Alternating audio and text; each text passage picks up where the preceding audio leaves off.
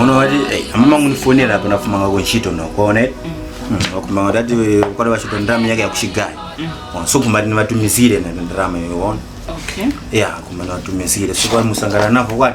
yeah tumizire ni neso nana mama na wakumanga ndarama so mkwenya kunipasa kundarama nani ntumize kumalawi so tipangi munikose kose so ibarasa ngente na mnyene na mwezi ndakutumiza dawo kuna kwino kumbweza tumizike si screen yake yeah ine mama kunyumba kukumba ndama palankani kuti nyengo inja kulima so ni kukumbika ndama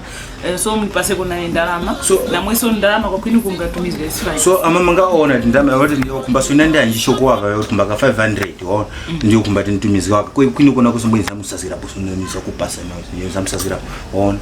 so kwa ona mbuni kwa so mkumba kuntume kwa mama 500 kwa nini mtume zilinga nisa kutumiza nisa mtumika siku nyaka na kwa ingakora hiyo so tipange mbuni pa mbuni 500 ko half 250 kwini naganza kuti kokoko ni kokwitu hedi amama kaona kamba nikandandaulira so kumba natumizike 500 on it so kwini kwa mbuni mtumizike ku 300 waona mbuni yukora yayi mbuni so tose iwe mama mako na neso mama wani kwa kwitu kwenda kutumiza 500 kwako nako 500 para kana hapo half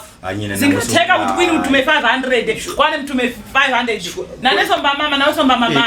ona nene amama kumesa vanda yoyepo na vuto na so mama mina nsono ngapalia ini kuti baby amama kumbandalama kwa kuti ani kupase ni upase mahuna mama kwa pempa kandalama ukutuma ukumba utume 500 kwa ina mama kamba kupempa nikale utu akanupa nikutumize ni upase ngendama baby mpaka pambu ya nze tisamtumiza na mweso na mweso na para mtume ndalama ukaya ine nani so ndalama 500 kwa pala kana ngudura wale nguyo ndena nizo zinsi pali possible fintu tikanganenga kanyake ni ndena